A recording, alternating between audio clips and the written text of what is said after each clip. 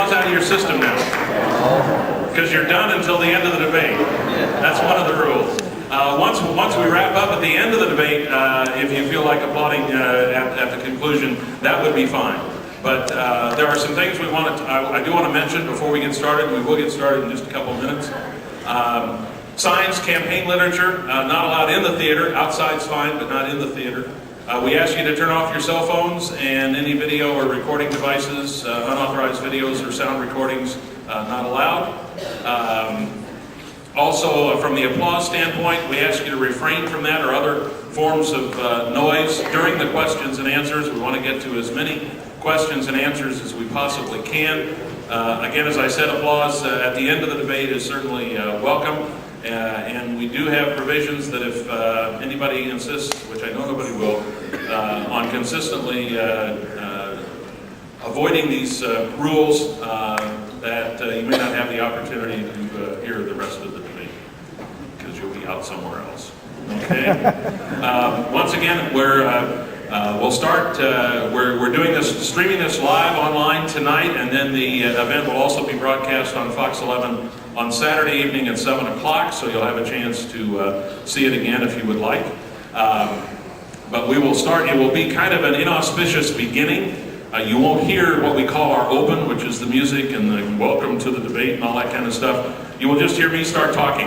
And if you wonder what I'm doing, it's because we are now on the air, at least online live, and we are recording the debate for use on Saturday.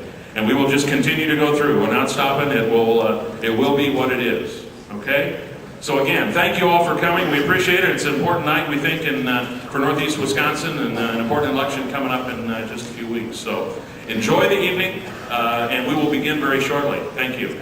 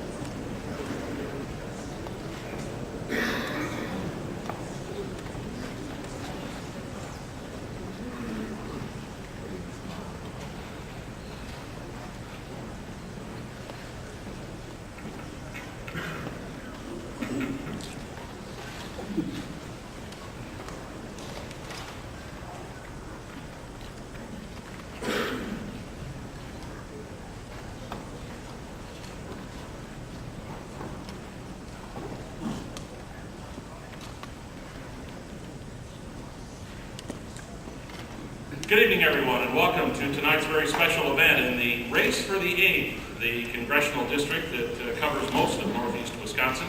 Before we begin tonight, we want to offer a special thank you to St. Norbert College for hosting the event tonight. Now, the purpose of this evening is to allow people from the district an opportunity to hear directly from the candidates on the topics of the day, some of those topics of which were submitted by you at home. Most importantly, we want to thank the candidates themselves for appearing tonight. Republican Reed Ribble, Democratic incumbent Steve Kagan. Thank you, gentlemen, very much. The format has been agreed to by the candidates, by the League of Women Voters, and by WLUK Fox 11, and here it is. After opening statements of 1 minute each candidate will have then 2 minutes to respond to an initial question, and then 1 minute to respond to a follow-up question. Then the other candidate will have the same opportunity on the same general topic. Each candidate will then have up to 30 seconds for any final words on that topic.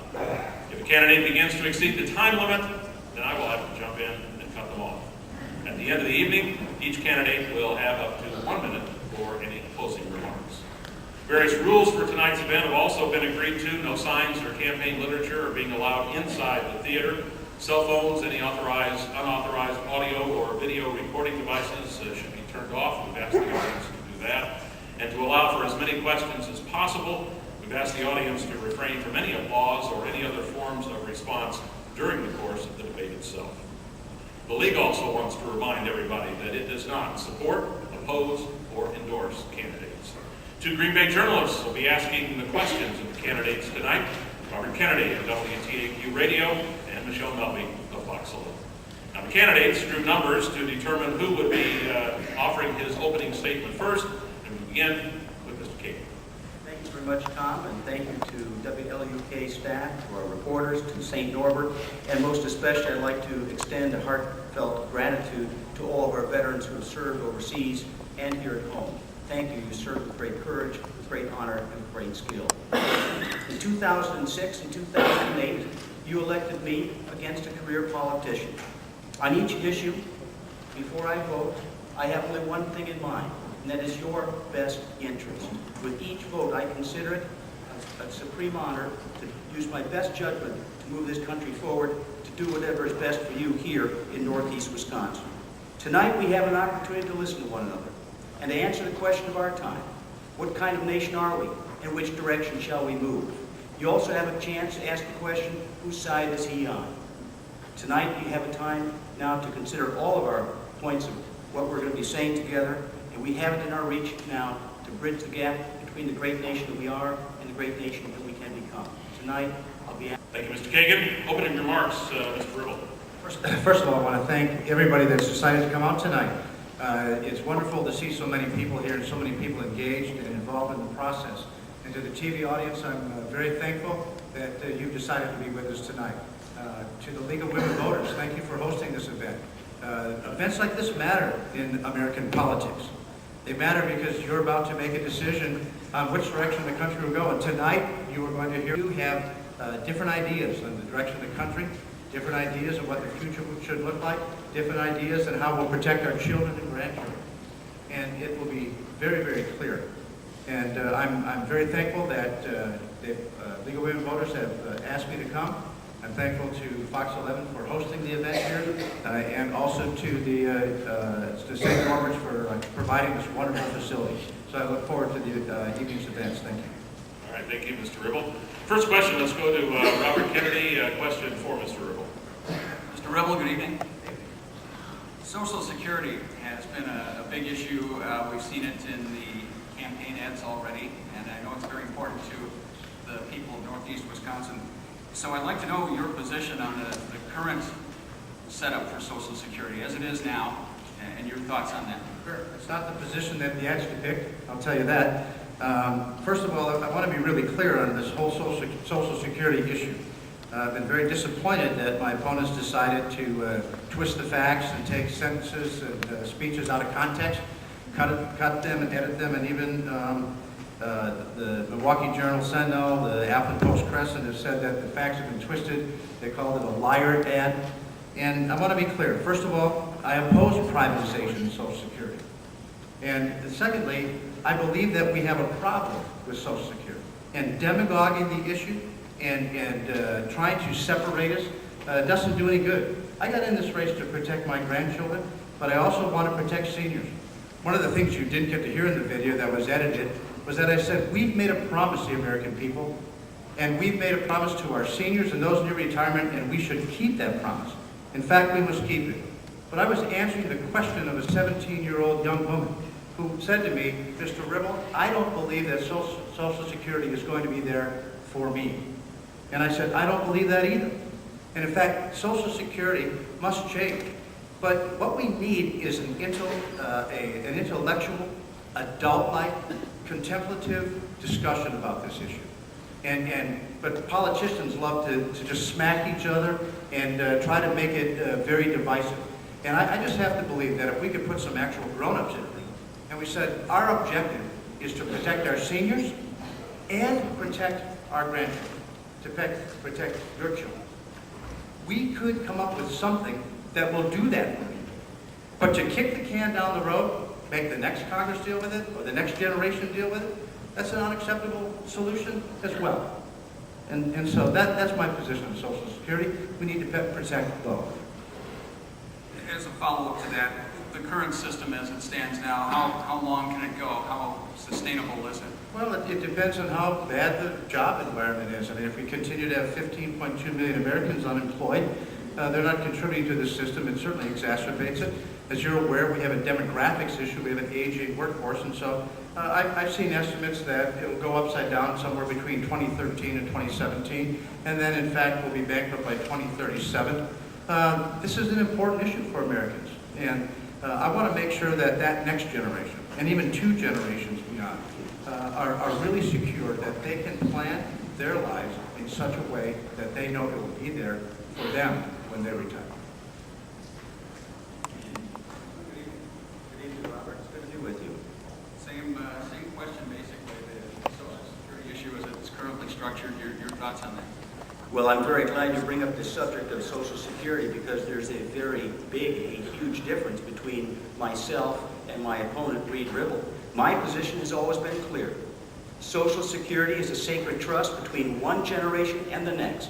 If you work hard, play by the rules, you put your money in, you've got to be able to get your money out.